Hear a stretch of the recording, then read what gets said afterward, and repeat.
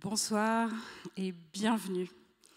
Bienvenue à tous pour cette cérémonie de remise du prix Business with Attitude. Vous êtes en direct avec nous sur le site du madame.fr, du figaro.fr et sur nos réseaux sociaux, notre page Facebook et LinkedIn. Merci d'être là.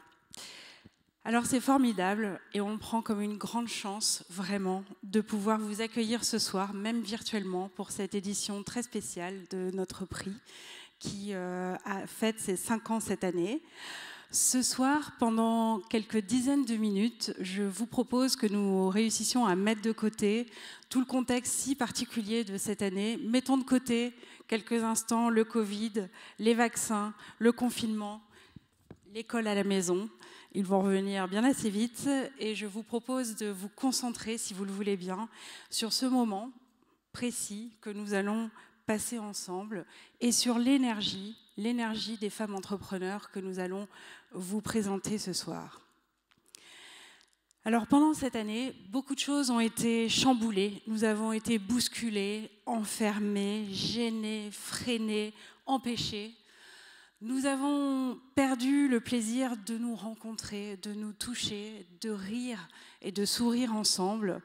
Et pourtant, au milieu de ce champ de bataille, de ce champ de restriction, il y a quelque chose qui n'a pas changé, pas bougé, c'est l'énergie de toutes ces créatrices d'entreprises que notre prix a à cœur de défendre. Leur énergie, mais aussi leur volonté farouche d'avancer, de créer de la valeur, de créer des emplois, de créer de la croissance économique, de s'adapter à cette période si terrible et d'innover pour continuer à inventer demain, à inventer un espoir pour l'avenir. On le dit peu, mais la réalité économique est aussi celle-là. Les femmes créatrices d'entreprises que nous allons vous présenter ce soir ont connu pendant ces différents confinements des phases d'accélération. C'est une réalité des startups aujourd'hui. Elles ont recruté, elles ont progressé, elles ont levé des fonds. Et c'est pour ça que pour nous, il était vraiment fondamental de les défendre et de maintenir cette cérémonie, cette édition du prix, plus que jamais cette année. D'être à leur côté aussi parce qu'en plus de cette conjoncture difficile, elles continuent d'être des femmes qui entreprennent dans un milieu encore majoritairement masculin et assez hostile, il faut le dire, parce que je vous donne juste un chiffre pour vous faire une idée. Aujourd'hui, 2,6% des fonds investis en France le sont sur des projets dirigés par des femmes. Seulement 2,6%.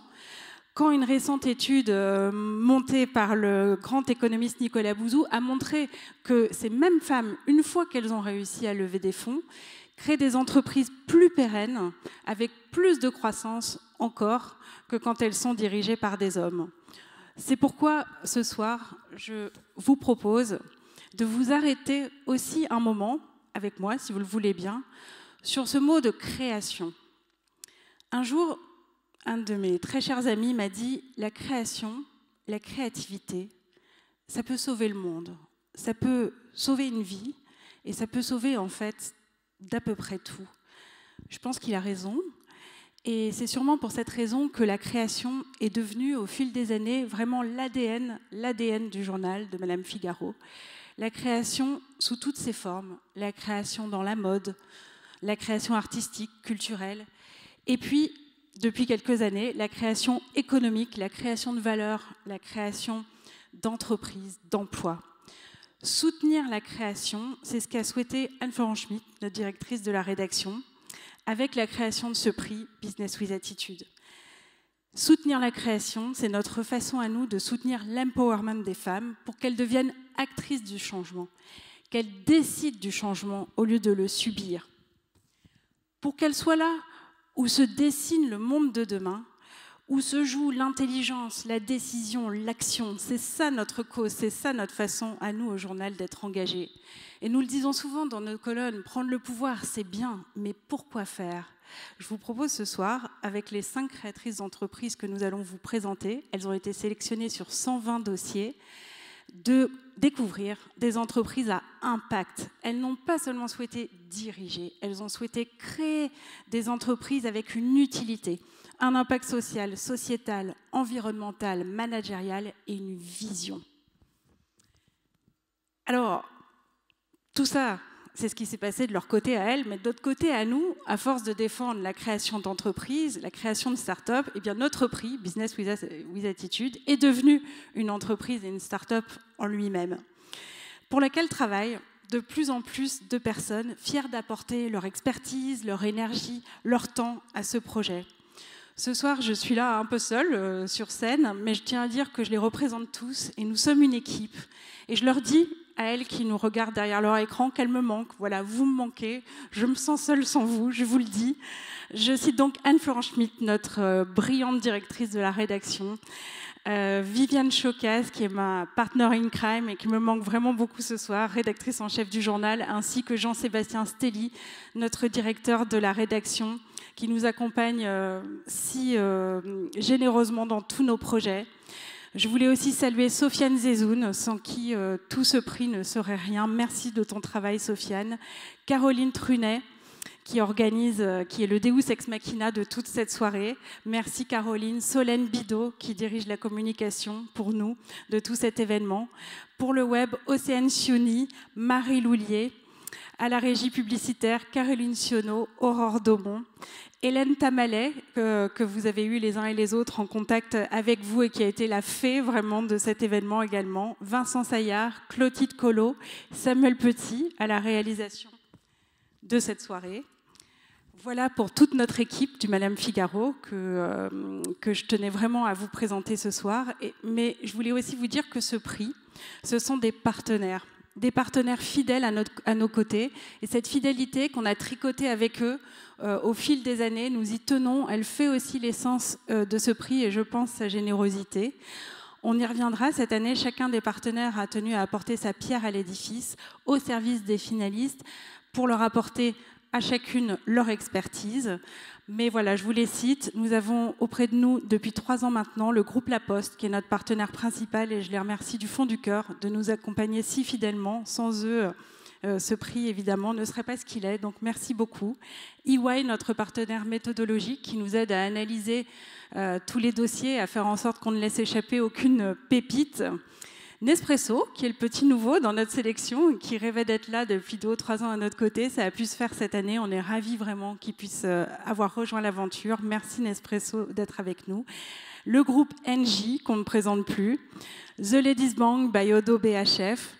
Google, qui a joué un rôle extrêmement important cette année, on y reviendra dans tout le coaching des candidates avec Station F et l'accélérateur de start-up. BNP Paribas et son programme Connect Earth, et bien sûr BPI France, sans qui l'entrepreneuriat en France ne serait pas ce qu'il est. C'est très important pour nous qu'il soit à nos côtés cette année encore. Merci, merci à vous d'être là. Mais pour le moment, place à elle, place à nos finalistes. Chaque candidate va pitcher devant vous en direct pendant 4 minutes. C'est un exercice très difficile, elles sont sans notes. Et au terme de ces 5 pitchs, notre jury et vous en direct, je vous expliquerai comment tout à l'heure, vous allez pouvoir élire la gagnante du prix. Je vous rappelle que le vote du public équivaut à 1 voix du jury. Je vous propose de laisser place à la création d'entreprises. Cette année, pandémie oblige, nos finalistes ont parfois dû rester à l'étranger où elles développent brillamment leurs projets et nous sommes très fiers de les soutenir aussi dans cette aventure.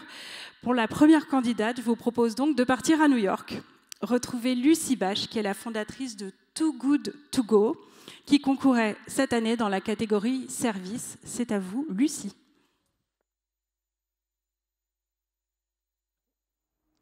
Bonjour à tous, je suis Lucie Bache, en direct de New York, où j'ai eu le plaisir de lancer Too Good To Go il y a tout juste 6 mois maintenant. J'ai grandi à Paris, j'ai toujours été très curieuse et déterminée à poser de nombreuses questions, à vraiment toujours demander pourquoi. J'ai ensuite fait des études d'ingénieur entre la France et l'Angleterre, et j'ai eu le plaisir de commencer ma carrière dans l'industrie qui m'est la plus chère, l'industrie alimentaire. Donc à tout juste 22 ans, je me suis retrouvée dans les usines de production de Nestlé avec Charlotte sur la tête, des boules qui dans les oreilles, des chaussures de sécurité et je me suis retrouvée sur la chaîne avec les ouvriers à concevoir tout un tas de produits comme des Kit Kat, des bouteilles d'eau, des capsules de café. Et toujours armée de ma question fétiche, pourquoi ? Et c'est là que j'ai pris conscience de l'ampleur, de l'absurdité de notre système alimentaire. en commençant par le gaspillage alimentaire. Est-ce que vous comprenez, vous, pourquoi, aujourd'hui, on jette un tiers de ce qu'on produit sur la planète? Si le gaspillage alimentaire était un pays, ce serait le 3e plus gros pollueur après la Chine et les États-Unis. Aujourd'hui, c'est 8% des émissions de gaz à effet de serre, le gaspillage. Et donc, un soir, sur le parking de mon usine, je me suis dit que c'était plus possible, que je ne pouvais plus continuer à cautionner cet ancien monde, mais qu'il fallait qu'au contraire, je contribue à construire le nouveau. Je suis donc rentrée chez moi et un soir, en passant devant une boulangerie, je me suis rendu compte que la boulangère était en train de jeter tout un tas de produits frais du jour. Donc je lui ai proposé d'en racheter une partie. Et à ce moment-là, elle m'en a donné finalement 3 fois plus que ce que j'avais payé pour. Elle était ravie et clairement moi aussi. C'est là que ça a fait tilt. Je me suis dit, imaginez, chez tous les commerçants de quartier, tous les soirs, un citoyen du quartier pouvait passer récupérer les produits qui étaient supposés partir à la poubelle 10 minutes plus tard. Et c'est comme ça qu'on a construit le concept de Too Good To Go.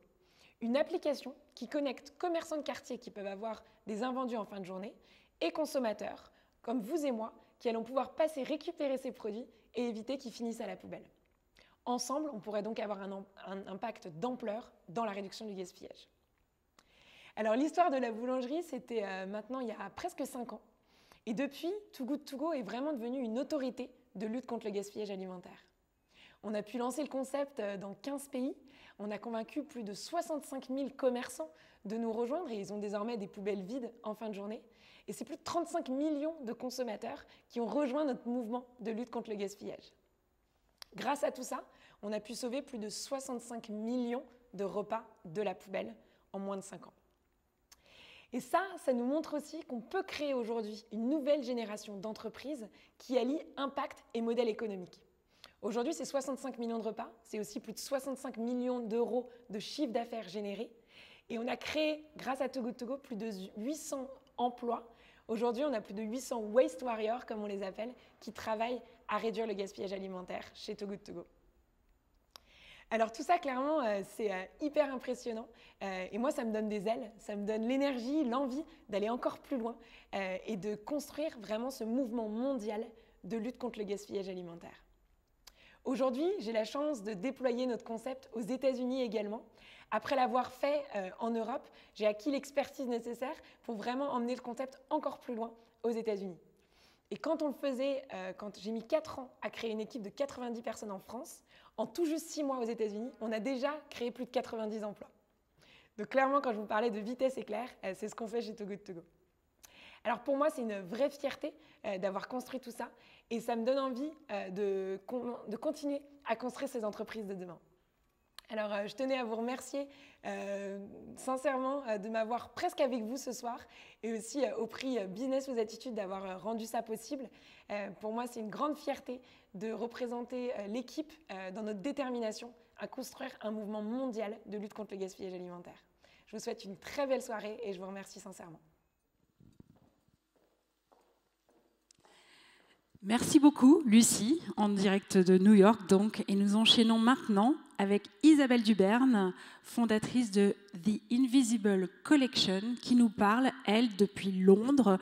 Elle s'était inscrite dans la catégorie création. C'est à vous, Isabelle.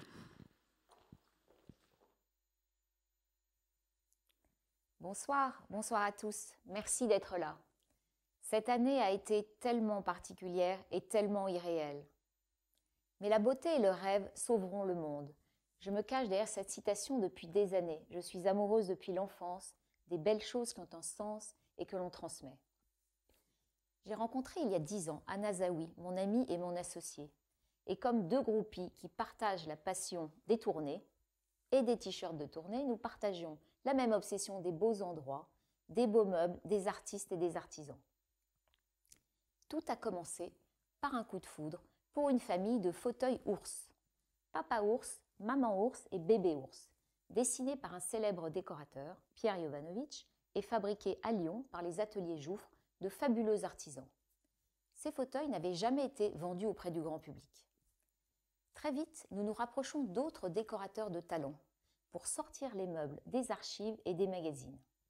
Nous travaillons avec les artisans pour trouver un prix qui convienne à la commercialisation. Nous échangeons beaucoup avec des clients, qu'ils soient américains, anglais, indiens, australiens, coréens. En 5 ans, je reste fascinée par l'émotion universelle que peut déclencher un beau meuble ou un bel objet, quelle que soit la culture ou la nationalité de l'acquéreur. Nous avons inventé un modèle qui a surpris.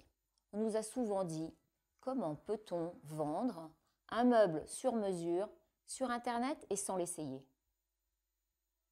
Aujourd'hui, on est une vraie tribu d'artisans, de décorateurs, d'entrepreneurs qui, avec un vrai savoir-faire digital, convainc.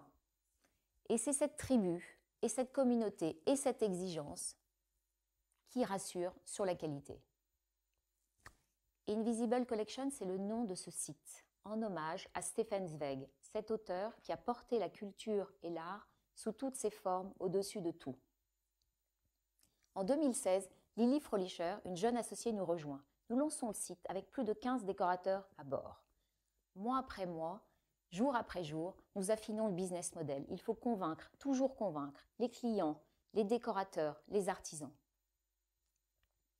Invisible Collection, c'est 100% digital, mais l'humain reste au cœur du sujet. Nous connaissons tous les artisans, tous les décorateurs et nous sommes souvent sur place pour les livraisons pour rencontrer nos clients. Aujourd'hui, avec près de 150 décorateurs, artistes, architectes qui ont rejoint le site avec plus de 2000 objets et meubles, ainsi que des dizaines d'artisans, nous avons réuni une vraie communauté. Nous sommes 20 à Londres, New York, Paris, des jeunes passionnés du design, un peu start-up, mais surtout très famille. En mars dernier, nous avons eu très peur. Nos premiers appels ont été pour les ateliers, pour les assurer de notre soutien. Et puis, mois après mois, les ventes ont augmenté de plus de 120% cette année.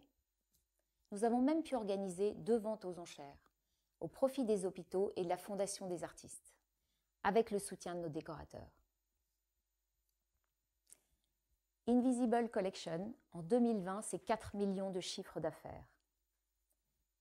Nous sommes rentables. Nous prévoyons d'atteindre 10 millions en 2021, avec plus de 80% à l'export.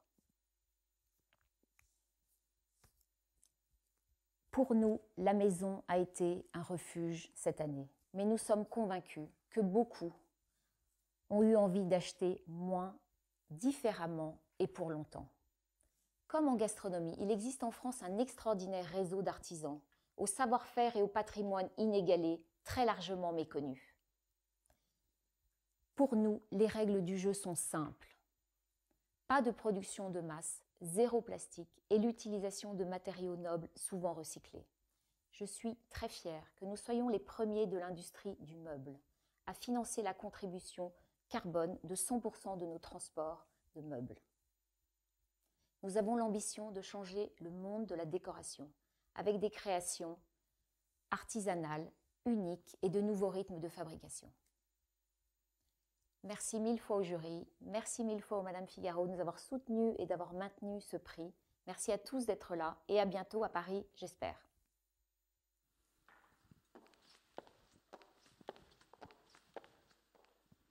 Merci beaucoup Isabelle. Je vous propose de revenir sur scène maintenant, à Paris, aux 3 Mazarines, et de découvrir Anne-Sara Ballu-Samuel et son entreprise qui s'appelle Artesane dans la catégorie Savoir. Je lui laisse la parole.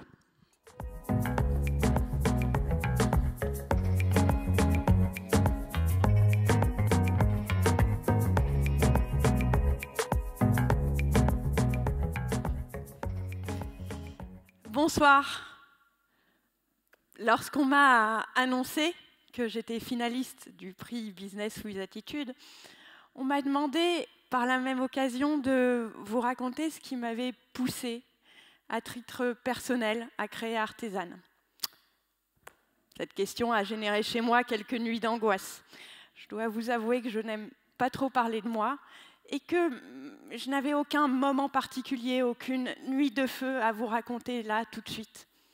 Et pourtant, j'avais l'intime conviction qu'Artesane avait toujours été là en moi, au carrefour de ce que je voulais devenir, à la croisée de mes chemins. Envie de transmettre, d'abord, la passion du geste et des matières, et le besoin, la volonté de me sentir utile. Voilà ce qui m'a toujours animée.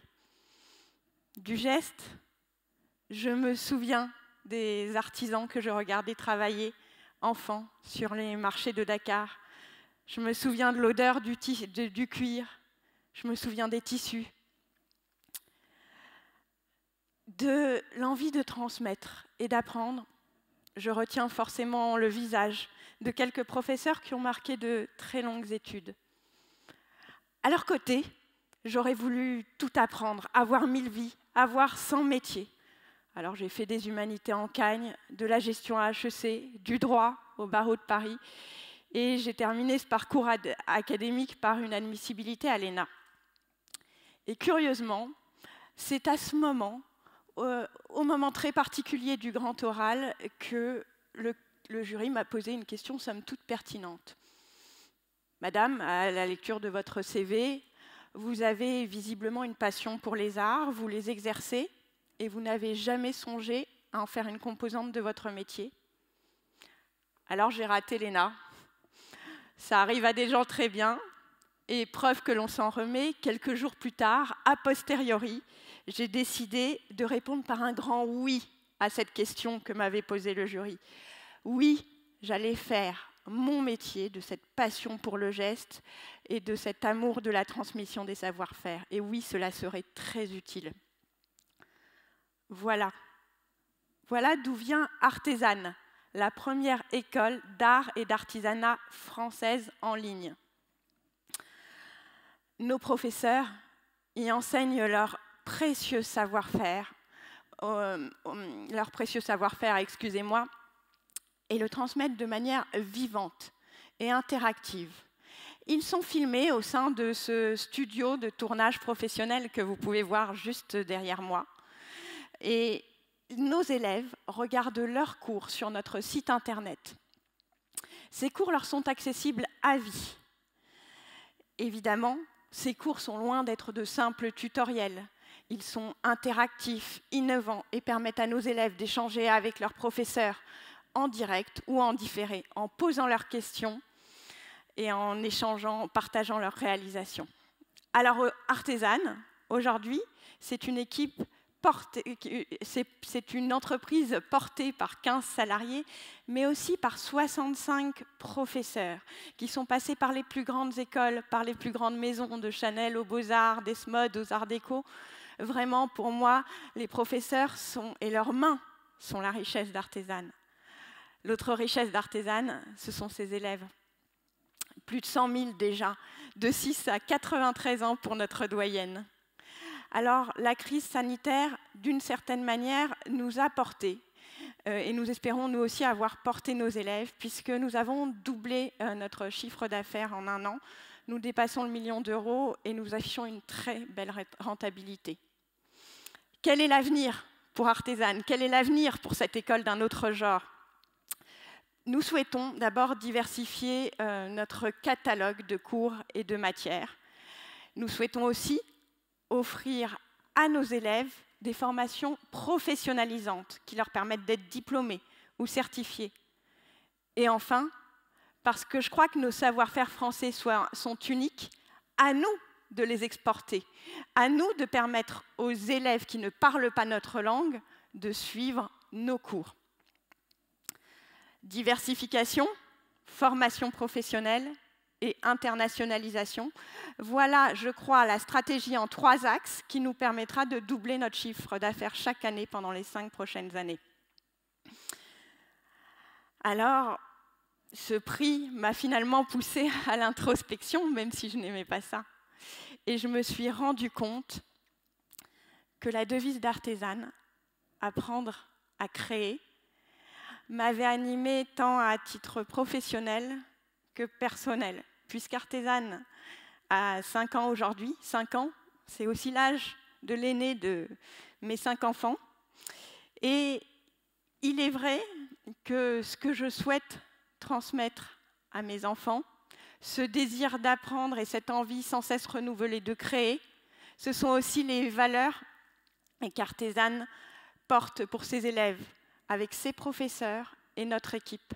Alors je souhaite remercier bien sûr Madame Figaro et tous les membres du jury ainsi que les partenaires de ce prix Business with Attitude, parce que ce soir, vous m'avez permis de les défendre devant vous. Donc merci.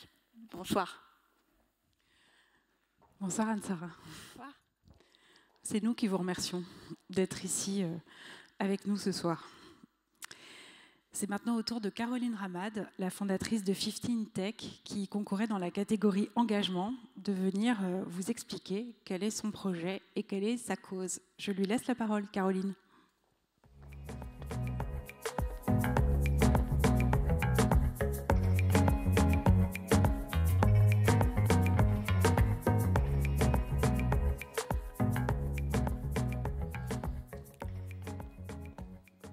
Bonsoir.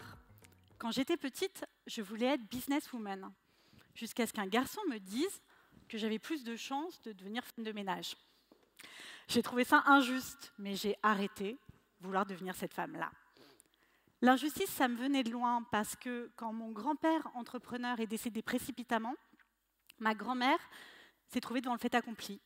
Elle n'a pas su gérer l'entreprise familiale, parce qu'en fait, on ne lui avait pas appris. Et elle a même failli se retrouver en prison. Heureusement, elle a été acquittée à ma naissance. Grande envie de justice, donc. Je me tourne vers le droit et la science politique, et je deviens tour à tour journaliste et communicante dans le service public. Mais mon combat pour l'égalité femmes-hommes deviendra ma priorité. Je suis nommée directrice d'un incubateur de start-up pour femmes entrepreneurs. Et là-bas, je découvre qu'il n'y a que 10% de femmes entrepreneurs dans la tech et moins de 25% de femmes dans le numérique. Mais pourtant, nos smartphones, nos ordinateurs, nos recherches Google, tout cela fait partie intégrante de notre quotidien. Et cette économie numérique florissante est devenue l'économie mondiale numéro 1. Une économie née dans la Silicon Valley, dans les années 70. Steve Jobs, Bill Gates, Mark Zuckerberg, on le constate, que des hommes. Pardon, messieurs. Et cette figure du geek blanc, surdiplômé, aux origines sociales élevées, s'est imposée partout en Occident. Et on fait fuir les femmes d'une industrie dont elles étaient pourtant pionnières. Ada Lovelace, Margaret Hamilton, Grace Hopper, qui avait pourtant inventé le mot bug. Et c'est pour ça que j'ai créé 15 Tech, pour permettre aux femmes de reprendre leur place dans le numérique et faire comprendre aux entreprises que leur présence était essentielle à l'innovation et à la performance. 15 Tech, c'est un peu le LinkedIn des femmes dans la tech, une communauté active de 10 000 femmes à travers l'Europe qui se connectent sur la plateforme pour se créer un réseau qualifié, accéder à des ressources pour réussir leur carrière dans le numérique, et si elles cherchent un emploi, on leur recommande les entreprises les plus engagées en matière de diversité et d'inclusion. Chez 15 Tech, on est une équipe de passionnés et déjà bientôt leaders sur notre sujet en Europe. On a déjà convaincu une quarantaine de partenaires, de Slack en passant par Brut, et plus récemment le géant Orange qui vient juste de nous rejoindre. En pleine pandémie, nous avons fait 120% de croissance, prouvant que ce sujet est essentiel. Et avons fait une levée de fonds de près de 600 000 €. L'année à venir, nous prévoyons une nouvelle levée de fonds afin d'accélérer pour être, dans les 5 ans à venir, numéro 1 en Europe et aux États-Unis, réunir 1 million de femmes sur la plateforme, ainsi que l'ensemble des entreprises les plus engagées sur le sujet. Notre objectif ? Atteindre 50% de femmes dans la tech d'ici 2050. Alors, si vous êtes parent de petites filles comme moi, si vous êtes chef d'entreprise et que vos équipes sont essentiellement, les équipes tech sont essentiellement masculines, si vous êtes développeur et que vous pensez que les femmes ne savent pas coder, ou si vous êtes vous-même une jeune femme et que vous pensez que le numérique n'est pas fait pour vous, alors il est urgent de briser les codes pour que le monde de demain soit inventé par la moitié restante de l'humanité, mais surtout pour qu'il ne ressemble pas au monde d'hier. Alors si ça vous parle, rejoignez-nous. Un immense merci au prix et à Madame Figaro et au prix Business with Attitude, ainsi qu'aux membres du jury, d'avoir cru au potentiel d'impact et au potentiel business de 15 Tech. Bonne soirée. Merci Caroline. Merci Caroline. Et maintenant, pour la catégorie Next Tech, voici Marine Coty-Eslous, qui est la fondatrice de Lucine.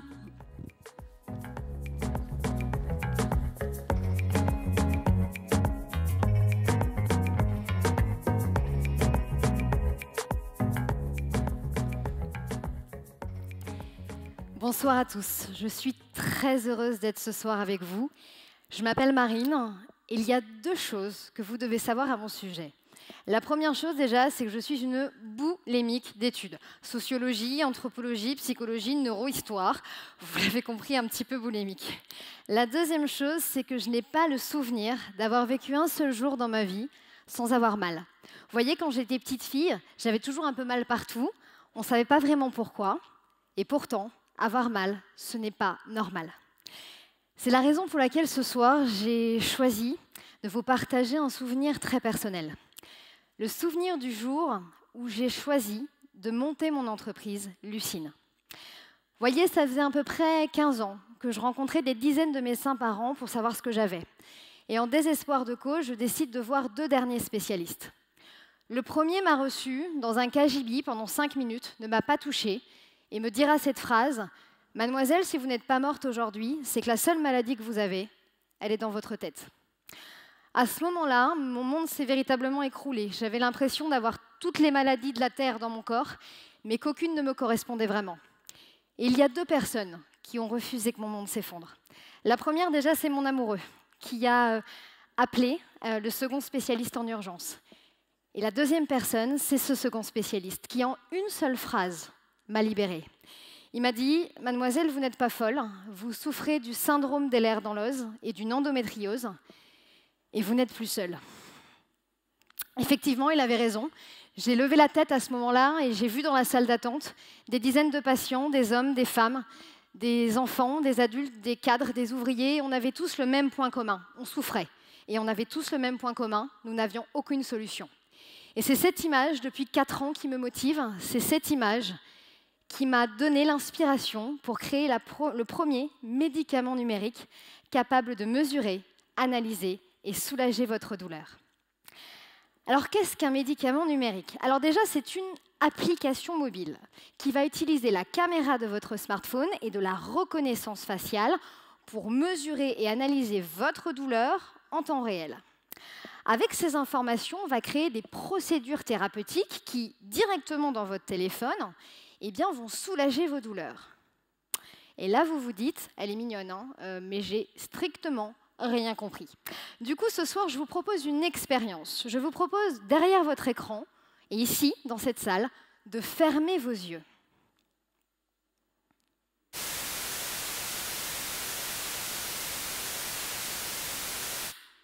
Ce son que vous venez d'entendre vient à l'instant de générer dans votre cerveau de l'endorphine, l'hormone du plaisir.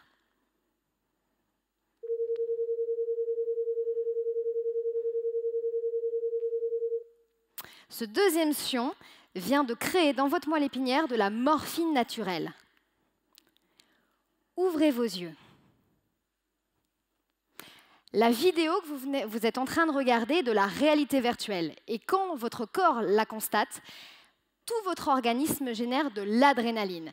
Et le mélange de ces 3 réactions dans votre organisme, là, tout de suite maintenant derrière votre écran, est en train de diminuer votre douleur. Vous venez, messieurs, dames, pour la première fois de votre vie, de prendre un médicament numérique. Alors Lucine, ce n'est pas qu'un produit, c'est surtout une entreprise qui a été créée en 2017. On a démarré, on était 3 cofondateurs. Aujourd'hui, on est une équipe de 40 collaborateurs.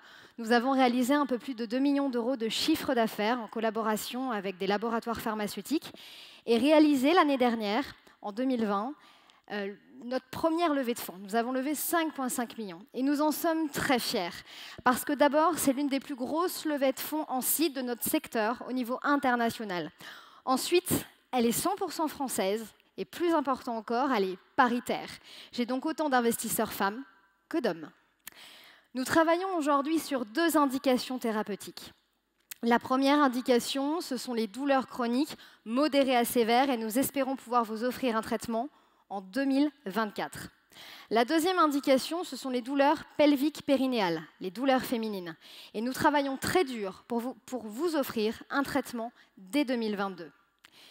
Il y a quelque chose de très important pour mon équipe et moi-même, c'est que chacun et chacune d'entre vous, derrière votre écran et ici dans cette salle, vous puissiez avoir accès à ces innovations en faisant en sorte que ces innovations soient remboursées par la sécurité sociale. Je conclurai par une question. Qu'est-ce que ça veut dire Lucine? Je vais donc vous raconter une petite histoire. À l'Antiquité, lorsque les femmes souffraient des douleurs de l'enfantement, de l'accouchement, elles devaient répéter 3 fois le prénom d'une déesse. Ce prénom, c'était Lucine. Elles répétaient Lucine, Lucine, Lucine, et au bout de la 3e fois, leur douleur disparaissait comme par magie. Aujourd'hui, Lucine, c'est bien plus que de la magie, c'est avant tout de la science. Je vous remercie à tous. Merci beaucoup, Marine. C'est très impressionnant. Je ne sais pas vous, mais moi, chaque année, je suis tellement impressionnée par nos candidates, par leur niveau, par leur détermination et leur énergie. Je n'aimerais pas être à la place du jury et avoir à choisir entre ces 5 candidates. Néanmoins, je vous rappelle que pour construire ce pitch qu'elles viennent de faire devant vous sur scène, nos candidates ont suivi un coaching avec une coach en éloquence qui s'appelle Martine Guillot, dont je vais vous reparler tout de suite. Juste pour moi, le temps de vous dire que ce prix Business with Attitude, c'est un coaching, c'est un programme d'accompagnement dont nos 5 finalistes ont déjà bénéficié. Elles ont commencé tout un programme d'accélération avec Google et avec Station F. Donc ce programme a commencé pour chacune. Merci encore à Google de nous accompagner sur ce point. Au mois de mai, elles vont également avoir une introduction aux stratégies d'impact positif et à Bicorp avec Elisabeth Laville, qui est la fondatrice du cabinet Utopie, spécialisé dans le développement durable. Donc voilà, ça c'est une grande valeur ajoutée du prix cette année. Et chaque partenaire a également proposé des ateliers allant de la CRM à la levée de fonds, à l'internationalisation, donc pour accompagner chacune de nos candidates dans ses besoins les plus impérieux. Je vais maintenant vous expliquer comment voter. Vous avez vu ces 5 finalistes sur scène. Vous pouvez voter pour le projet que vous préférez. Votre vote comptera pour une voix. Pour une voix du jury. Vous voyez le jury défiler derrière moi. Ce jury, nous l'aimons. Il nous suit également depuis 3 ou 4 ans. Il nous est fidèle. Et vraiment, merci à chaque membre du jury d'être avec nous. Pour voter, si vous êtes sur le site du Figaro et que vous êtes en mode plein écran, il va falloir quitter le mode plein écran, cliquer sur le lien qui est juste en dessous du live et qui s'appelle « Votez pour votre projet, votre candidate favorite ». Donc, vous cliquez sur ce lien. Si vous suivez la vidéo depuis les réseaux sociaux, ce lien se trouve dans les commentaires. Vous n'avez plus après qu'à cliquer sur le portrait de votre candidate préférée et automatiquement votre choix sera enregistré. Nous allons le décompter dans les minutes qui viennent. Pendant que vous votez, je vous propose d'écouter et de regarder quelque chose. Nos candidates viennent de prendre la parole devant vous en public. Comme chacun sait, c'est un exercice très difficile, qu'on soit un homme, une femme, jeune ou vieux, un patron ou un junior dans l'entreprise. C'est toujours un exercice qui peut être périlleux. Comment poser sa voix, poser son corps pour mieux faire porter son message, pour convaincre sans contraindre. C'est tout un art, ça se travaille.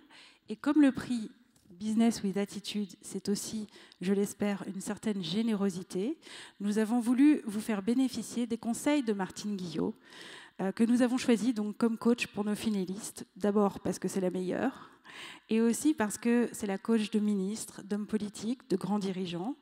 Elle est coach à HEC, et auprès des étudiants de la fac de Saclay qui nous regardent ce soir, donc que je salue au passage. Elle publie un livre qui s'appelle « Vous allez adorer prendre la parole » chez Robert Laffont. Faire entendre sa voix, ce n'est pas seulement une question de confiance en soi, c'est aussi se demander comment être à la bonne place. Je vous laisse découvrir sa masterclass. N'oubliez pas néanmoins de voter pendant ce temps-là. Merci beaucoup. À tout de suite. La prise de parole, c'est un sacré exercice. On a en même temps très envie d'incarner son message, de dire ce sur quoi on a travaillé pour restituer en fait sa pensée, et en même temps, on a le trac. On a peur. Et qu'est-ce qui se passe kinesthésiquement quand on a peur? Qu'on soit en one-to-one ou alors en réunion ou bien devant 10 personnes, 20, 30, 50 ou 1000 personnes pour moi au théâtre, et bien kinesthésiquement, on ressent des choses. Ce non-verbal parle. Et oui, le corps parle. Qu'est-ce qui se passe? Les palpitations, le cœur bat vite, les mains deviennent moites, puis on sent une chaleur et on devient tout rouge, on peut même avoir des plaques. Et puis ces yeux qui partent dans tous les sens, et puis les bras. On mouline, on ne sait pas quoi en faire. Ben finalement, une fois qu'on a pris conscience de toutes ces problématiques, ces petits handicaps qui nous empêchent d'avoir le plaisir de prendre la parole, eh ben, on arrive à gérer son trac. Et donc, on en arrive même à prendre du plaisir et ne plus avoir peur. S'il vous plaît, n'attendez pas d'avoir complètement confiance en vous pour prendre la parole. Parce que pour ça, il faut toute une vie. Il faut se débarrasser de ces étiquettes qui nous collent à la peau. La première étape, c'est qu'il faut donc prendre conscience de son corps, de ce non-verbal. Et pour ça, j'ai des clés à vous proposer. La première clé, c'est savoir se centrer. Savoir s'ancrer dans le sol, bien positionné, comme si des racines poussaient dans le sol. Et puis, comme si on avait un fil imaginaire au milieu du crâne qui vous tire comme ça, pour allonger la colonne vertébrale et qui va donc dégager les cervicales pour avoir ce porté de tête à la Audrey Hepburn. Encore un point important, ici, le plexus solaire où toutes les émotions viennent se loger. Comme si on tirait cette ficelle et, pardon mesdames, ça fait donc sortir la poitrine et ça nous donne donc cet ancrage, centrage important pour pouvoir dégager l'outil respiratoire. Cet outil respiratoire, c'est la deuxième clé fondamentale, c'est ici le diaphragme. Il est là comme un accordéon, comme un soufflet d'accordéon, et plus il va être large et plus il va prendre de l'air. Ce qui permet donc à être en respiration ventrale, mais aussi thoracique, ou bien alors la respiration dorsale, comme font les chanteurs lyriques. Et oui, qu'est-ce que fait la respiration? Elle permet d'oxygéner le cerveau droit, cerveau gauche, pour que nos idées soient fluides. Et puis, bien évidemment, la respiration, c'est faire des micro-pauses, savoir s'arrêter pour que le débit soit en ondulation et une fluctuation compréhensible pour l'auditeur. Pour un bon débit, une bonne compréhension, il faut savoir articuler. Donc pour ça, j'ai un exercice assez rigolo. Il faut prendre une respiration ventrale et puis faire l'exercice du cheval. Il faut, sur l'expiration le plus longtemps possible, faire... Et oui, ça muscle les lèvres. Je vous propose un autre exercice de prendre avec 2 doigts très délicatement, aller ici chercher l'accroche entre la mâchoire inférieure et supérieure et vous masser délicatement. Si ça fait mal, c'est que sûrement vous faites du bruxisme. Pour ça, une fois que vous vous êtes lavé les dents le matin, face au miroir, vous allez lâcher la mâchoire inférieure, laisser la langue dans le berceau et essayer, tout en ayant la mâchoire ouverte, bien ouverte, de glisser la mâchoire inférieure vers la droite, puis vers la gauche, en un mouvement très fluide.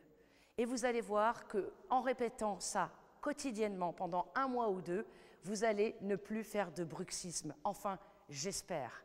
Bien évidemment, qu'est-ce que ça fait aussi? L'envie de sourire. Et le sourire, comment est-ce qu'on le crée? En allumant une petite lumière intérieure, ce qui fait que ça donne une brillance. Et c'est très important puisque ça s'entend aussi dans la voix. N'oublions pas d'incarner notre message. Pour ça, il faut parler posture. Qu'est-ce qu'on fait de ces bras qui nous embêtent? Effectivement, au théâtre, on appelle ça servir les plats. Alors, je vais vous donner un truc. Il faut donc se servir d'un premier bras, et puis le deuxième arrive à la rescousse, et puis on punit celui d'avant, et on recommence. Et ça vous donne donc, s'il vous plaît, de l'aisance. Parlons aussi regard. Ce qui est important, c'est de distribuer son regard sur l'audience. À gauche, au centre, à droite, revenir au centre, et ça permet d'englober tout le monde. On a tous des personnalités différentes, donc on doit incarner notre authenticité. Pour ça, moi je vous propose de travailler son humeur. Qu'est-ce qu'on a envie de donner à entendre? Comment est-ce qu'on incarne ça? finalement? Est-ce qu'on ne travaillerait pas comme si on avait un variateur? Chez nous, ça s'appelle des potentiomètres au théâtre. Et si on en faisait un peu moins? Et si on souriait un petit peu? Et si finalement je faisais une petite blague? Tout ça permet de trouver sa personnalité et de l'affirmer. J'aime à dire que la prise de parole, c'est aussi s'entraîner comme un sportif de haut niveau. Et oui, il répète quotidiennement, il se bonifie. Et puis, il faut y aller. Alors, on va parler des 30 premières secondes d'attaque qui vont donner donc toute la couleur, en fait, de son discours. Ce petit rituel que vous avez sûrement l'habitude de faire et qu'il faut peut-être remettre en question et voir comment faire autrement pour que ça soit encore plus agréable. Alors, il faut faire redescendre la pression. Pour ça, il faut chercher des respirations ventrales profondes qui nous permettent de faire le vide pour accepter le plein. Et oui, à ce moment-là, vous êtes prêt à y aller.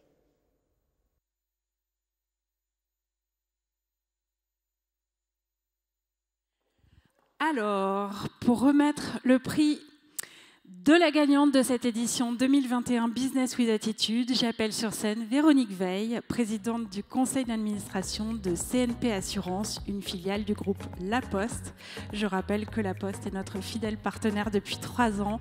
Bonsoir Véronique. Anne. Vous allez bien? Je vais très bien, merci. Est-ce que vous voulez nous dire un petit mot de cet engagement de La Poste à nos côtés?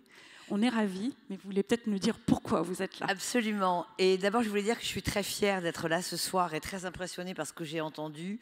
Et je voulais expliquer un petit peu pourquoi La Poste s'était engagée depuis 3 ans aux côtés de Madame Le Figaro pour ce prix de Business with Attitude. Je pense que nous partageons les mêmes valeurs et les mêmes engagements. Nous voulons développer la place des femmes dans la société, dans le monde du travail, mais aussi dans l'univers numérique. Nathalie Collin, qui dirige la branche grand public et numérique, partage cette conviction et veut vraiment que les femmes prennent la place qui est la leur dans l'univers digital. En même temps, La Poste aussi travaille avec des startups et a créé un programme qui permet aux startups de développer des outils connectés innovants dans le cadre d'un programme qui s'appelle French IoT. Et ce qui est très important, c'est que nous avons voulu garder une parité et que nous nous forçons à avoir 50-50. 25 start-upers hommes et 25 start-upers femmes. Et je crois que vous l'avez dit très bien en introduction, il y a seulement 2,5% de fonds qui vont vers les start-up. Mais vous-même, Véronique, c'est un combat que vous menez chaque jour à votre poste, à la CNP, celui de l'empowerment des femmes. Et voilà, vous allez peut-être nous en dire un mot. Oui, moi je crois, ça fait plus de 30 ans que je travaille maintenant, et je pense que tous les jours, ça doit être un combat. Alors il faut que ce soit un combat avec les hommes, parce que bien évidemment, un certain nombre occupent encore des postes de responsabilité importants. Je pense qu'il faut repérer les femmes dans l'entreprise, il faut créer des pipelines, il faut aller en chercher sur le marché. Et puis surtout, il ne faut pas s'attendre à ce qu'elles vous disent « je pense que je suis prête ». Il faut prendre le risque. Il faut les accompagner et leur dire que rien n'est impossible. Et je pense que chacun d'entre nous peut aider une femme à se développer, mais aussi la meilleure façon de l'aider, c'est de lui donner sa chance et de lui donner le job qui est le job de ses rêves. Oui, parce que vous dites qu'on est parfois un peu frileux, qu'on attend qu'elle soit prête à 100%. Parfois, c'est pas grave. Prête à 80%, c'est bien aussi. On peut les accompagner. 80%, c'est parfait. Et sans doute que les hommes aussi sont prêts à 80%. La seule chose, c'est qu'eux ne le disent pas, mais les femmes le croient. Donc vraiment, donnez des opportunités. Prenez la chance que vous avez de réussir et puis tout ira bien. Vous voulez peut-être dire quelque chose aux femmes créatrices d'entreprises ? Oui, moi j'ai été d'abord, vous avez eu raison de dire que c'était une parenthèse dans un monde un peu compliqué cette année. Je trouve que ce qui a été formidable, c'est qu'elles ont toutes dit que ça les avait accélérées et donc il y a un effet positif sur l'année passée. Mais j'ai été impressionnée par leur courage, leur capacité d'innover, leur impact et la passion qui les animait. Donc je veux dire vraiment bravo. Et puis à toutes les femmes entrepreneurs, celles qui vont gagner, celles qui ne vont pas gagner, à toutes celles qui nous écoutent ce soir, moi je veux vous laisser un message. Croyez en vous, ne laissez jamais personne vous confisquer vos rêves ou votre ambition. Suivez votre route et sachez que rien n'est impossible. Alors, rien n'est impossible et nous allons découvrir qui est la gagnante du prix Business with Attitude ce soir. Je suis désolée, je vais prendre votre place, mais je ne veux pas vous éloigner. Ce sont les normes sanitaires qui veulent ça. La gagnante du prix Business with Attitude 2021, pour les 5 ans du prix, est Marine Coty-Eslous pour Lucine. Bravo Marine. Bravo. Je précise que les 5 finalistes sont gagnantes car elles ont toutes déjà bénéficié de tout ce programme que propose le prix. Mais bravo Marine, on ne va pas vous voler votre victoire. Bravo. Bravo. Bravo. En fait, c'est... Merci. J'aimerais bien vous embrasser, mais c'est pas possible. Non, c'est pas possible. C'est émouvant pour moi aussi parce qu'on en parlait tout à l'heure. Je sais combien cette victoire, c'est aussi l'aboutissement de votre histoire personnelle. Et vous voyez, c'est moi qui vais avoir les larmes aux yeux. Je vous laisse dire ce que vous voulez dire peut-être ce soir, mais voilà. Déjà, je voudrais commencer par parler des 4 finalistes qui étaient avec moi. Alors, il y en avait 2 avec qui on a partagé un bon but de journée, avec qui on s'est soutenus. Et je voudrais vous remercier parce que le partage d'énergie qu'on a eu aujourd'hui, moi, c'est un magnifique souvenir. Vous avez des boîtes exceptionnelles et vos pitchs étaient merveilleux. Donc, vraiment, voilà, bravo. C'est la première chose déjà que je voulais partager. Ça me semblait important. La deuxième chose, c'est remercier bien évidemment tous les partenaires, remercier Madame Figaro, remercier de mettre les femmes entrepreneurs au cœur de la visibilité. Je pense qu'aujourd'hui, c'est vraiment un acte citoyen, c'est un acte d'engagement. Et je voudrais remercier d'avoir ce type de tribune pour nous qui en avons tant besoin encore. Et il y a encore tant à faire sur ça, donc merci beaucoup. Et le dernier message que je voudrais partager, il est à destination de 2 personnes. La première, ce sont mes équipes sans qui l'entreprise n'existerait pas aujourd'hui, sans qui je n'existerais pas aujourd'hui. Donc ce prix est aussi pour vous aujourd'hui. Et je voulais encore une fois vous remercier, et j'espère que je ne vais pas te soutenir dans ton émotion, parce que ce pitch, le travail que j'ai fait avec Martine, et vraiment merci pour ça, m'a permis pour la première fois de mettre un peu de personnel dans mes pitchs. Et je pense que ce soir, j'avais envie d'offrir ce pitch à tous les patients et toutes les patientes qui pouvaient nous écouter pour simplement qu'elles gardent en tête que la douleur, ce n'est pas normal et qu'on fera toutes et tous notre maximum pour essayer que vous ayez une vie un peu plus normale pour le coup. Parce que la douleur n'est pas considérée comme une maladie, mais elle handicape autant que la maladie. Tout à fait, tout à fait. Aujourd'hui, c'est 25% de la population mondiale, c'est 12 millions de Français. Et depuis peu, du coup, je t'offre cette nouvelle parce que je pense que c'est important. L'Organisation mondiale de la santé a enfin reconnu la douleur chronique comme une maladie à part entière. Donc on avance. Eh ben, c'est formidable. Marine, bravo. Merci beaucoup. Vraiment, merci. Comme tu le sais, nous allons maintenant te suivre pendant 1 an. Voilà, regarde le trophée du prix. Un peu lourd à porter avec le micro. Merci beaucoup, vraiment. Voilà, vraiment, félicitations. Partout, en tout cas, je peux vous dire, à travers l'écran, il est lourd. Partout où on parle de Lucine, on nous dit c'est la pépite de la medtech aujourd'hui. Vraiment, bravo pour ce parcours. Et voilà, c'est que le début. Merci beaucoup, merci de m'avoir offert ça. Vraiment, merci beaucoup. Merci à toi. Et merci pour tous ceux qui souffrent de douleur et que j'espère que ton traitement va les aider. C'est la fin de cette cérémonie. Vous pouvez la retrouver en replay, en VOD, sur le site de Madame Figaro, sur nos pages Facebook et LinkedIn. Vous allez également pouvoir lire les portraits de la gagnante dans le Figaro Économie, le Figaro Entrepreneur et bien sûr dans Madame Figaro dans le mois à venir. J'en profite pour remercier tout le groupe Figaro. C'est pas seulement un message corporate, c'est sincère. Pour tout son soutien. Merci beaucoup vraiment de soutenir ce prix avec autant de force. Je vous donne à tous rendez-vous en septembre 2021 pour un nouvel appel à candidature, des dossiers toujours plus beaux, toujours plus impactants. Sky is the limit. N'ayons pas de limite. Réussir, c'est bien. Le faire savoir, c'est encore mieux. Surtout, faites-vous connaître, donnez-vous de la visibilité. Vous ne serez jamais mieux servi que par vous-même et je l'espère, une année encore, par nous. Bonne soirée à tous.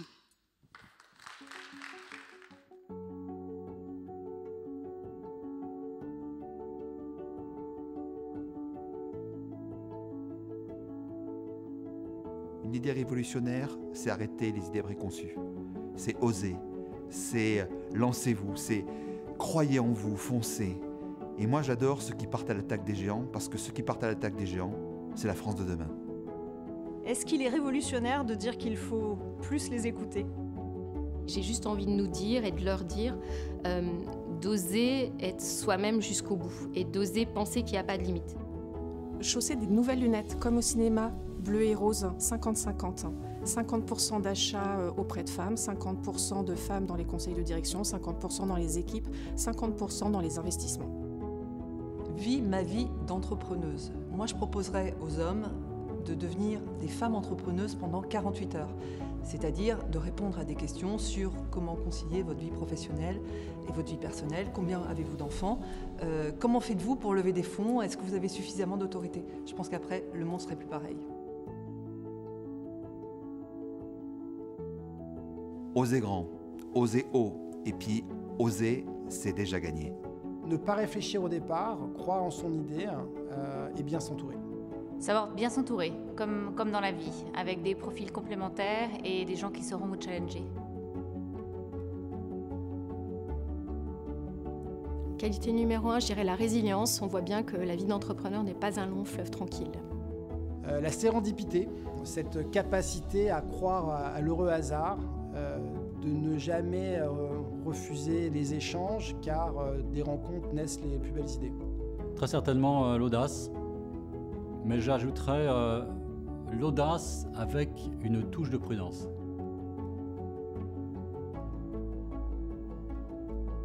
Oser et rester soi-même. Un mot d'ordre qu'une coach anglaise m'a donné quand j'avais 25 ans, que je garde précieusement, « Be yourself, better with skills ». Toujours être soi-même, toujours essayer de faire mieux et continuer à travailler pour développer ses compétences. Un mot d'ordre que j'emprunterais à Salvador Dali. N'ayez pas peur de la perfection, vous ne l'atteindrez jamais.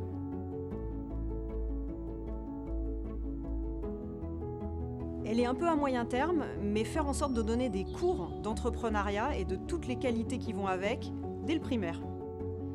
Je pense que c'est les mêmes mesures que pour favoriser les carrières des femmes. Tout ce qui peut favoriser le partage des tâches à la maison, à commencer par le congé paternité pour que les pères prennent en charge les enfants dès leur petite enfance. La simplification administrative, la simplification du droit du travail. Voilà, je crois qu'il y a un gros travail, un gros chantier. Ah, si seulement l'entrepreneuriat pouvait s'apprendre dès le lycée.